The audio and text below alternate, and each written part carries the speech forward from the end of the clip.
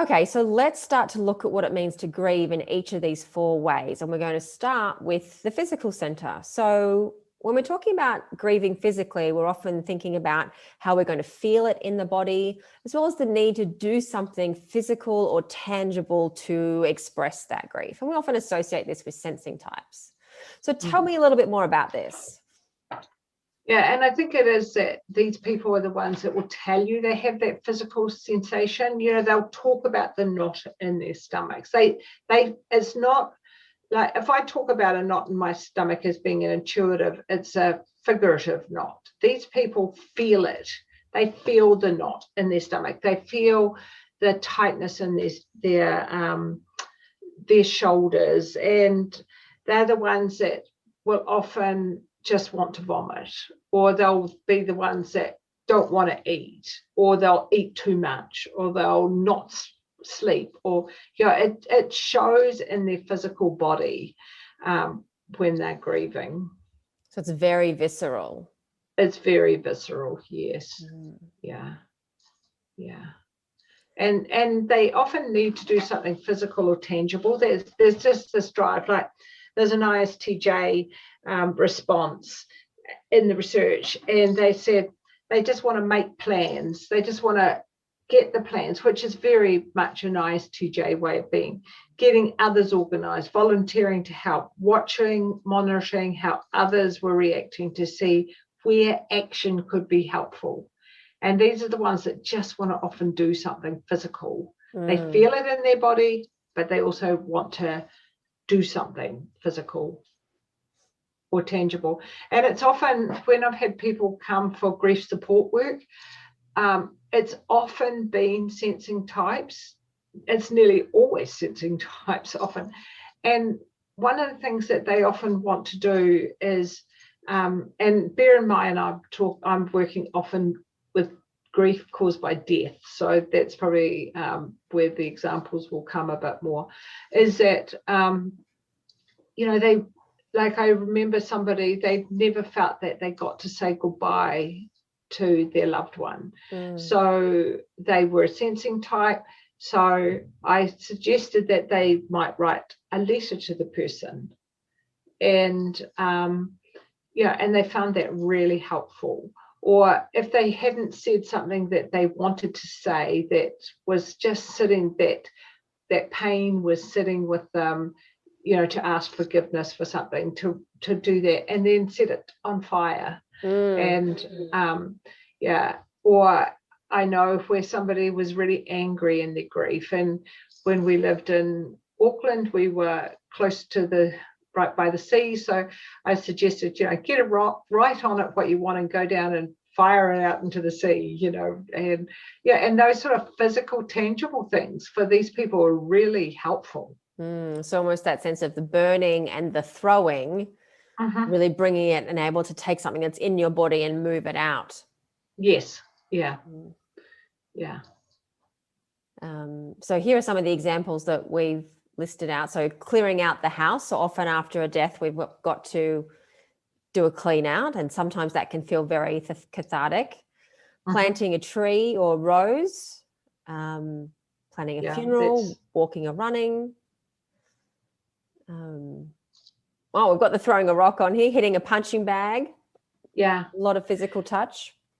And it's really interesting because I've found, like, especially sensing types, cleaning out somebody's house or cleaning things up as soon as they're sorted, they just want to do it now. But other people in the family might not be ready to do it now. They might want, they want to do it from a different perspective. So it's sort of like those sort of things are so important. And it's really interesting. I've got a friend who's, terrible story, whose husband's had to go to jail. And the first thing she's done is cleared out the whole house, everything, because it's going to be for a while. And, she said, I don't know whether he's going to ever come back here. I don't know where it's going to land. But it was that she just needed to get him cleared out of her space. If she could get him cleared out of her space, she could get him cleared out of her headspace. I've read that for some people, doing that clearing out process too soon, almost being pushed to do it, is also can be quite detrimental. So how do you navigate or know when the clearing out and making those big changes is the right way to go? Good question. Very good question. And I think if you've got a whole house full of sensates, or a family of sensates, sensing types that actually, all agree on that, then that's fine. But I think if there's anyone that's not in agreement, and that can be really hard if you're having to move out of your home, and get it on the market or rent it, you don't have a choice, and that can be really difficult. Yeah. And I think as we go through, we can actually see other ways of actually dealing with that when it has to be done. But also it's understanding for sensing types that they're usually the only types that are ready to do it now, and it's cathartic for them and healthy for them. Right. So it does depend on who else is in your orbit. Yeah. What was that, sorry? It's the other types who are like, I'm not ready. I'm not ready. Yeah. Yeah. You're right. Yeah. And I think you mentioned that back rubs can be really powerful for sensing types. Yeah. Especially if they've got that feeling, sensing and feeling, and they like that touch. There will be others that actually don't want touch, and that's the thing. We are a combination of the types. And so some want you in that space, others don't. But it can be really, really helpful for again, I think it's allowing your body to tell you what it needs, and for sensing types are often in tune with that. And so then it's just having faith and trusting that whatever your body is saying, this is the way to do, just to follow that. Mm-hmm. Yeah, as long as it's healthy and not detrimental to you or others. Yeah, it's always a line, isn't there? Yeah. Be careful who you throw the rock at. Right.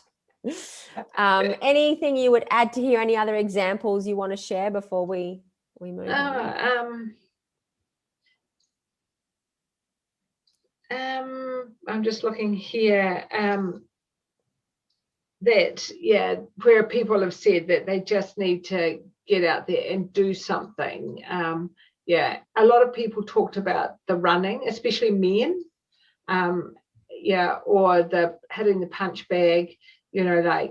Because I think sensing types, especially if feeling types can easily get in touch with their feelings a wee bit easier than often, and I'm generalizing here, with thinking types. And so sometimes it's to get in touch with some of that sort of what is going on inside of my body emotionally, because everybody's still an emotional being.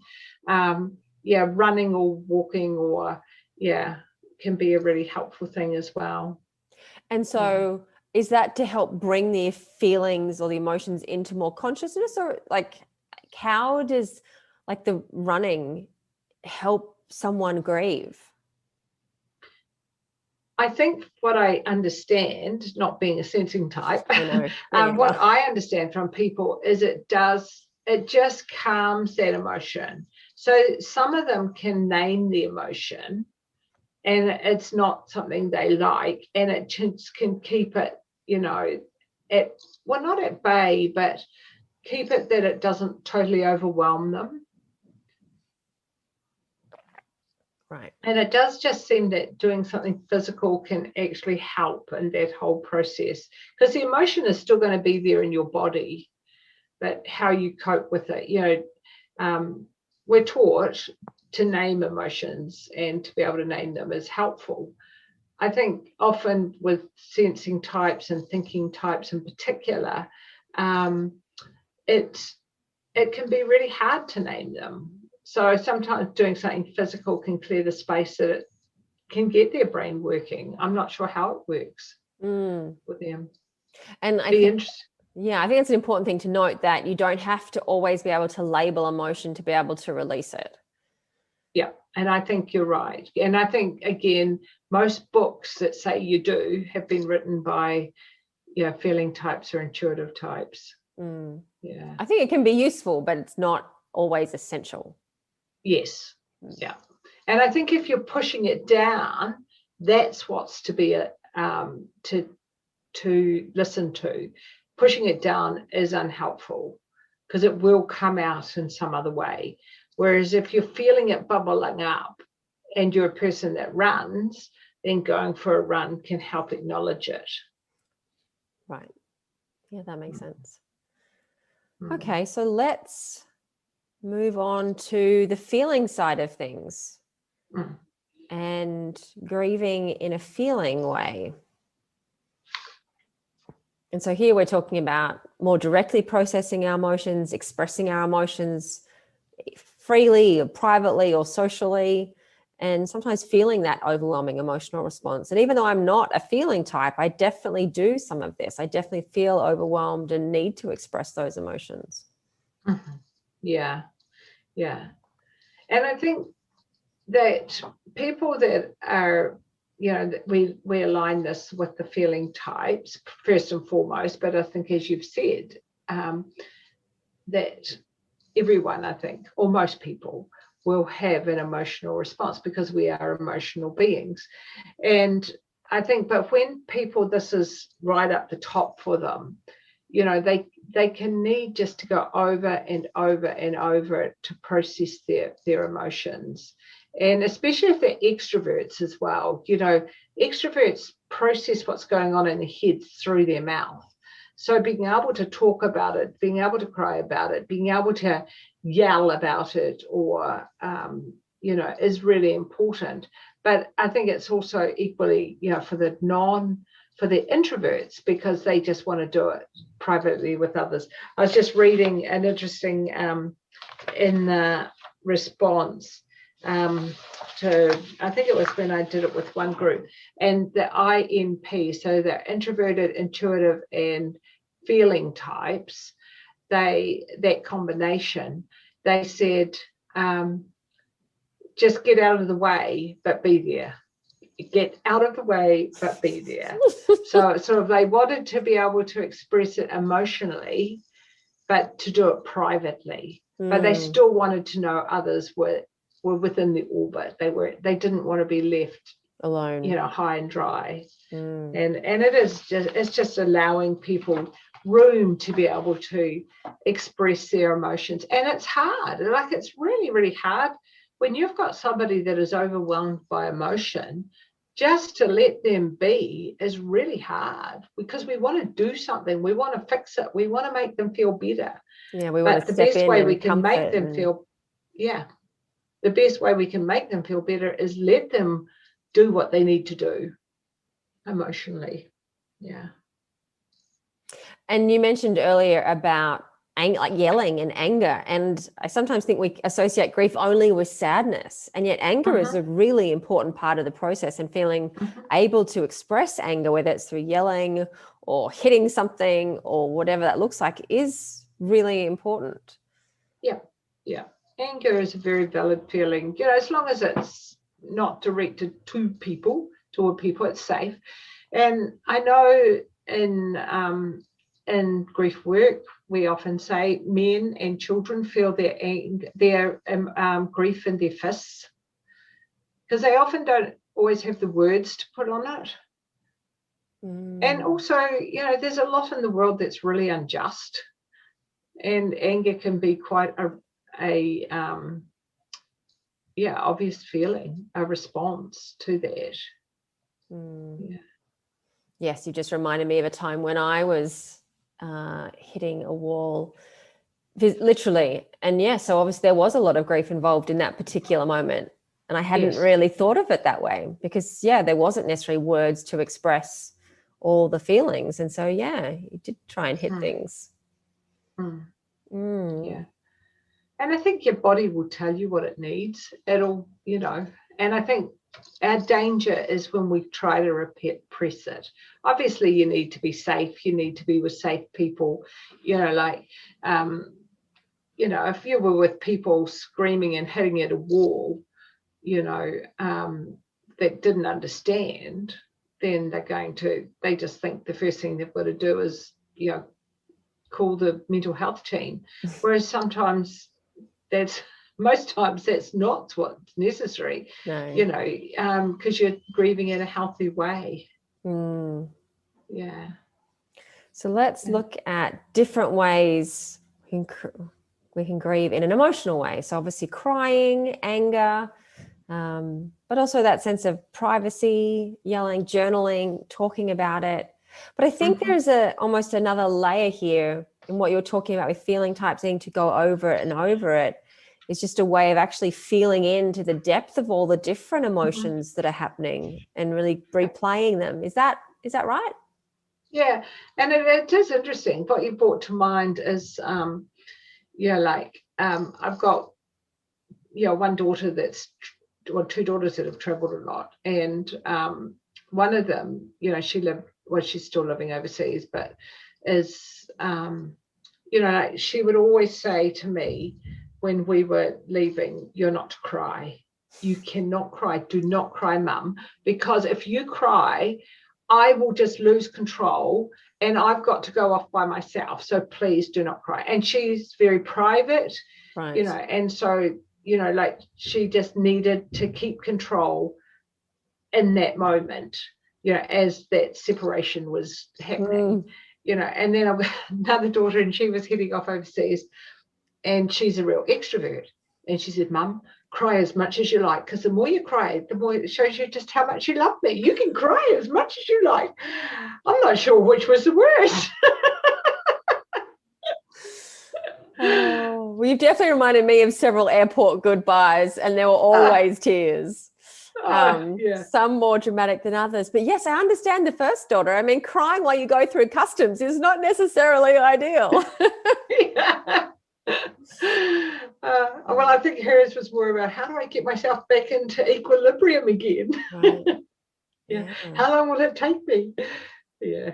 There is something about airports. I'm always crying when I'm going through an airport for no particular reason. In the airport, out of the airport, crying. I know I cry watching people greet each other, let alone watching when they depart from each other. Yeah. I don't like airports. They're too emotional. Way too emotional. Okay. But I think also journaling is a really helpful, because I think it can help unpack those emotions. If you're a journaler, to write down, and it helps people unpack it and get a handle on it. And I think for those that are primarily first and foremost feeling types, I think being able to name an emotion is really helpful for them. Yeah, for those types it is, and I think it gives it a hook and it gives it a handle, and so actually going through that labeling process as a very can specific be really activity. helpful. Yeah. That's a really good point. Yes. Again, it's just that emphasizing no two people are the same. Like we've got people that cluster into themes, but people are individuals, and how they do it. I mean, what's really hard is when your family culture is different to what you naturally are. That can make it really hard. And so for the people like that, I think they need to seek out the help they need to. And it's not saying, I mean, I've got a bit of an anti-feeling about grief counselling, because grief is a natural thing. It's almost like you shouldn't have to go to counselling to fix it. But I do think counselling can be really helpful to talk it through. And that's why, in our hospice, we always talked about grief support, because people need support. But then if it's complicated grief with other things going on, they do need counselling. And I think it's really important that people seek out that help. We're not great at it as Kiwis. I mean, I think one of the great things about Americans is everybody's got a therapist. Well, sometimes I think it would be helpful if we all had a therapist to talk through some of the issues with. Yeah, I think it would help a lot too. But I think that's a really important distinction to make. Grief is natural. We have an instinct or a sense of how we need to grieve with whatever loss is foremost at the moment. And sometimes seeking out support and help is important and is part of that process. But you're not broken. You don't need fixing. No. You just need somebody to journey with you. Yeah. But in the grief process... Sorry, you go. Yeah. Grief is a process that we need somebody to journey with us. And I think that's, if if you haven't got what you need and the people around you to journey, then sometimes you need to go and get help with that. So do I take from that actually going on a grieving journey, if it's just you grieving, is either more difficult or challenging, or what is it if you don't have people to grieve with you?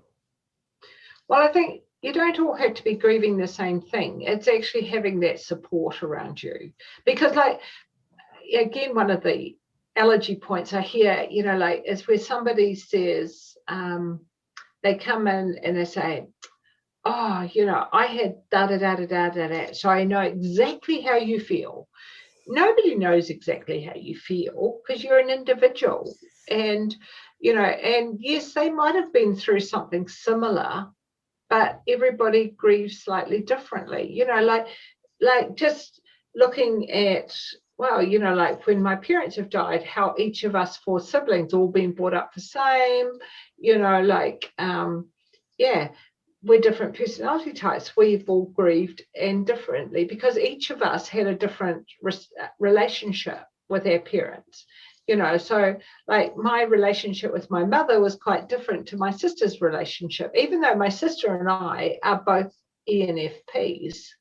And so what she needed in that journey of grief was different to what I needed in that journey of grief. And part of that was to do with birth order as well. And it's recognizing that even if we are going through the same grief, it's different. But even more so, if you're going through a grief that, say, a relationship breakdown, that's very much between you and that person, it's still really important you have a community around you. I think, it's not something we always do well in the Western world, is appreciate our need for community. Yeah, and I have to say that's one thing I haven't really thought much about, is that support or having people around you in the grief process is almost a very important part of the grief process, no matter how you are grieving or your style of grieving. I was recently reading the Grief Recovery Handbook by James and Russell, anyway, and one of the exercises, it really wants you to partner up with people to talk through what you're discovering. Yes. And it's really making the point in bold capital letters that if you're trying to do this process alone, isolation might be one of your coping mechanisms. And I really hadn't considered that until I was reading this book and reading their multiple bold capital letters comments about, doing this process alone. Yeah. And I think it's, like I know with anything, I've just done some more training and accreditation, and part of what they offered was pod groups. And they said, research shows that if you're working together with something, I think you're 85% more likely to succeed than if you're doing it by yourself. And yeah, I had never thought of that with grief too, but I think it's probably right. Yeah. That's definitely given me something to think about. Yeah. Okay. Anything else we want to say around the feeling and emotional part of the grieving before we move on? No, I think it's the one that's the most well understood, because it's the one that people put out there a lot more. Yeah. Yeah. So let's move on to the one that's probably the least understood then, I think. Yeah. Is the intellectual or thinking approach to grieving. Yeah. And that's really looking like to ask questions to understand what's happened, what is the logic. But I mean, tell me more about this. How did the people in your research sort of say what the intellectual approach to grieving was? Well, I think it is that they want the intellectual answers. So I'll just look through if I've got any good examples to give you. That they want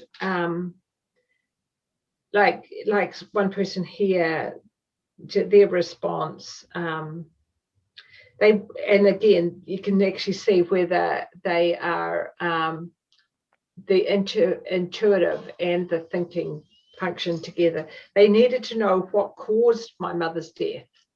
I just need to know the reasons, the physical reasons of what happened of her death. I need to understand it from an intellectual point of view. So was this so they could find where it fitted into the bigger scheme of things? So yeah, they wanted to try and have that. Where did this fit in? Yeah.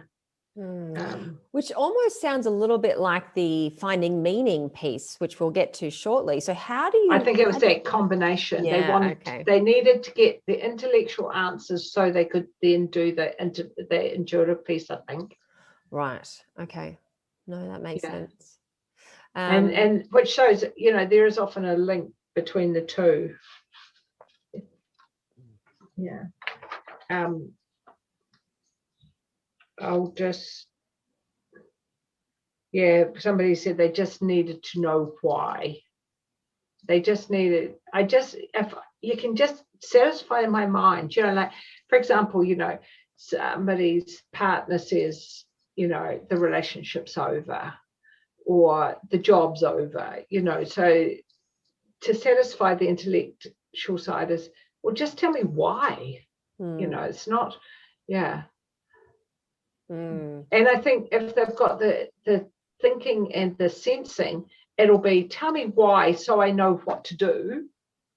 And the intellectual and intuitive will be, tell me why so I can see where this fits into the bigger scheme of things. Yes. Yeah.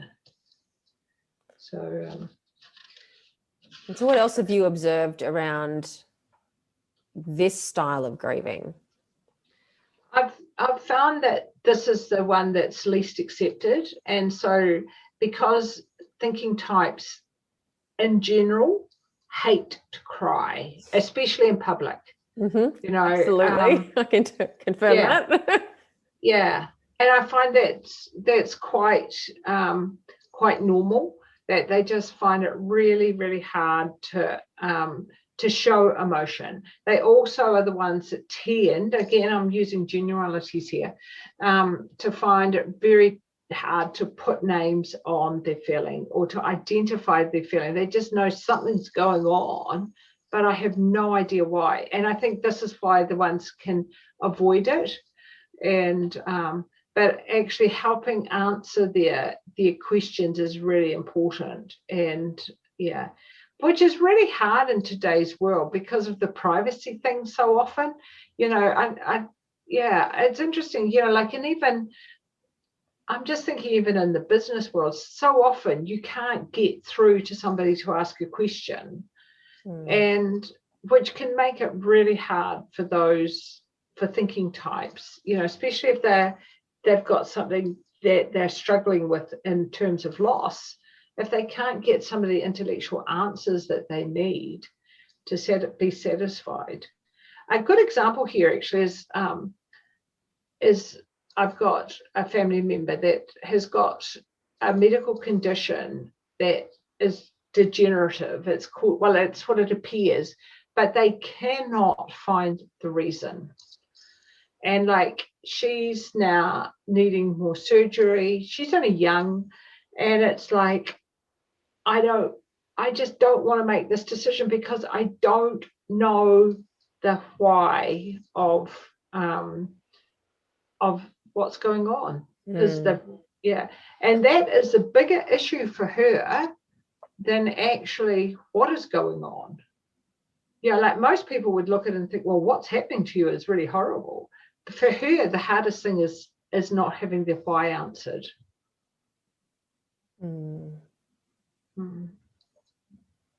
Yeah, I can imagine that would be very difficult. And you're right. Sometimes these days getting that information can be difficult, getting those questions answered.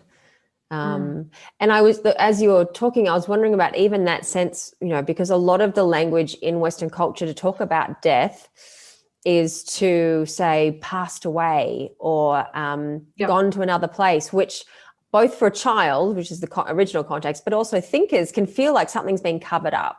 Something isn't as clear or as transparent as it might need to be to really understand it. Because often thinkers want things to be actually quite direct and unemotional and clear cut so they can understand it. Yeah, and emotion can actually muddy the waters, and it just sort of like, it just makes it so much harder for them. Yeah. And they get judged for it. That's what I think is really sad. They get judged for it, and because like like so often you go to a funeral and somebody says, oh, well, how are the family? And they're coping really well. That means that they're not crying, but if they're crying, and this takes us back to the emotional one, they're finding it really difficult. They're not coping. But it's just, yeah. But I think because all of that is just judgment around what is appropriate culturally about how to grieve. Yeah, and it is cultural. You're so right. And I think with the intellectual, like, it's actually for people to be able to have the answers so that they can process it. It's almost as though, I was just thinking, I lost my train of thought on that one, but it's sort of like they want the logic. They just give me the logic behind this. No matter how hard it is, just give me the logic, and then I can work out the rest. Yeah. And often I think, the whole T function, the thinking function, it objectifies it. It takes it out here, looks at it, and analyzes it in a very analytical way, objective way, so that, and I think they, by the sound of it, they do the same with grief. Like, there's one person has written, they put in brackets, this is a bit difficult. I want to understand the circumstances, the context, understand how other people are coping. So they're wanting cognitive answers. It's very cognitive. Yeah. Well, let's look at our list of different ways to grieve intellectually. And this is obviously not a very long list, but there will be many other different ways. But a lot of them are focused on getting information. Yeah. And it's very cognitive. But I think then they can work through, and they might not have much of an emotional response. It's like, a friend recently whose dad died, and his dad was aged, and this guy's very thinking, he's very strong, faces the world with his thinking function. He said, I didn't feel sad. It was time he died. It was just this very, very, I mean, why should I feel sad? People expect me to feel sad, and I feel awkward that people expect me to feel sad. But he's lived a good life. He was old, so yeah. And it was fine. I mean, I didn't think he was in a problem. He'd been working up to his father's death for years. Yeah. And I'm just looking at this list thinking, there might be more we could put on it, because I haven't really covered here that sense of analyzing or critiquing or evaluating the information, because it's really, that's the process of the thinking function, is to take the data and analyze it for consistency and for inconsistency, and to assess. And that once it's proved to be logical and coherent, then that's when that process is complete. Yeah. It's the inconsistencies that often can be, and the gaps that can pose problems. Yeah. I think you're right. Yeah. So they're gathering information so that they can then analyze it and answer that why question to their satisfaction. Yeah. And I think for some thinking types, I'm just thinking again off the top of my head here, like if you get the TP, the thinking and perceiving types, they just want to know the more the information, and they'll dig deeper, and they'll do all this research, and they'll just go into it deeper. Whereas the thinking and judgment types are much more clear problem solvers. So they'll want that information so that they can solve this problem. It's much more cut and dry. Whereas the TP can just want, that leads me down this rabbit hole and that rabbit hole, and just, for their own, satisfy their own thinking. Yes, I know that TP rabbit hole well. Yeah. Well, you see, that's the way that it could, because really the art of grieving, the process of grieving is actually coming to that place of satisfaction with this loss. And if that's what it takes for a TP to come to it, then that's fine. And one thing we haven't talked about is time, because one of the commonly said things about grief is, you just have to wait it out, it just takes time and you'll get there. But that's almost a sense of that sometimes implies that you're not actually doing anything. And I think there's some sort of balance between actually grief does take a long time or can take a long time, but it'll take longer if you're not actually doing any of the actual processing of the grief. But to me, it's a very fine line between trying to explain those concepts. How do you navigate that and explain that? Yeah, it's a good question. I think, like everybody grieves, or everybody faces grief. Not everybody grieves. And somebody said to me one time, said, it's grieving is actually a doing word. So to get through grief, you do have to be doing something, either overtly or subtly. And I remember hearing at a workshop I was at once about research that had been done, and it said, how long do you think it should take for somebody to get over a significant loss? And the answers were anything between 3 months and 3 years. And then the question was, have you been through a significant loss? How long has it taken you to get over it? Well, I mean, most people say, I don't get over it. I learn to live with it. And that can take up to 20 years. And it's sort of like the expectations put on people that people have got to get over it. Well, they've just got to get over it and, move on. And I think we're not as bad at doing that now as we used to be. I think we're probably a lot more gracious that dealing with loss does take time. And we're allowing people to talk about their stress and their anxiety now a lot more.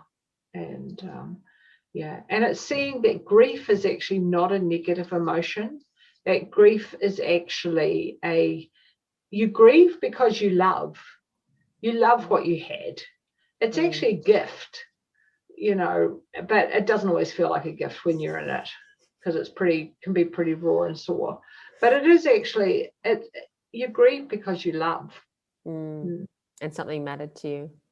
Yeah, something mattered. Yeah. I really like that sense that where you said grieving, or it's a doing word. It's something, it's something that has to be done. It's a verb. It's to do something. I think that's a really important thing to remember. Yeah. And so we have the choice as to push it away. And I know when I worked in the hospice, we'd have our multi-day meetings, and you'd talk about different situations, and somebody would talk about so and so, and they're just in denial. They're just denying all that's going on, everything that's in the front. And our very wise medical director used to say to us, denial is a form of grieving, where you're pushing it up, you're putting all your action into stopping it. We all know it's not a healthy one, but we don't have a choice. People, we've just got to provide the safe environment for people to be able to grieve in a way that works for them. And so really, I'm just taking from that you can't push someone to grieve before they're ready. But equally, I mean, as we've spoken about already, you can't judge people for having a different grieving style. Yeah, and I think that's more common. Yeah. And I think it's sort of like, and I think especially, we're just talking about the thinking types with the intellectual mode, because they're rational people. Thinking types are very rational. And grief is very irrational. So, they're behind the 8 ball for the start, and so you can understand why it's just give me some space to get my head around this. Yeah. So it could be that for a thinking type, grief is sort of one of the biggest emotional experiences they've ever had. And it's the first time they're thinking, how do I actually navigate this? I don't have a skill in this at all. And it's large and big. And they feel out of control. You hear a lot of thinking types feel that I think a lot of types feel that they're out of control. But that is a totally toxic feeling to a thinking type. Because they're used to being in control and everything being logical and rational and making sense. And the irrational is normally to be pushed away, except in this case, it can't be. It's forcing you to pay attention to it in some way. Yeah, you're right. Yeah. All right. Anything else we want to talk about with the intellectual ways of grieving? Any other examples you've got in my pile here? Yeah. Again, it's about the wanting answers. One answers to why or what has happened that caused the grief. For example, breaking up from a relationship. What did I do wrong? Why do you think that? What's wrong with me? I'm not in the slightest bit spiritual, even though I'm intuitive. So no belief in God or that kind of spiritual life. Yeah. And then they go on to say, I want answers so that I can form patterns and see the connections. So they were an NT. So it was sort of like they needed the answers. First of all, thinking type wanted the answers so that they could, form patterns and see the connections. And and I think, and we'll probably touch down on it on the next one, is that the danger with a lot of people is that they think that spiritual is only something religious to do with God, whereas spiritual is much wider than that.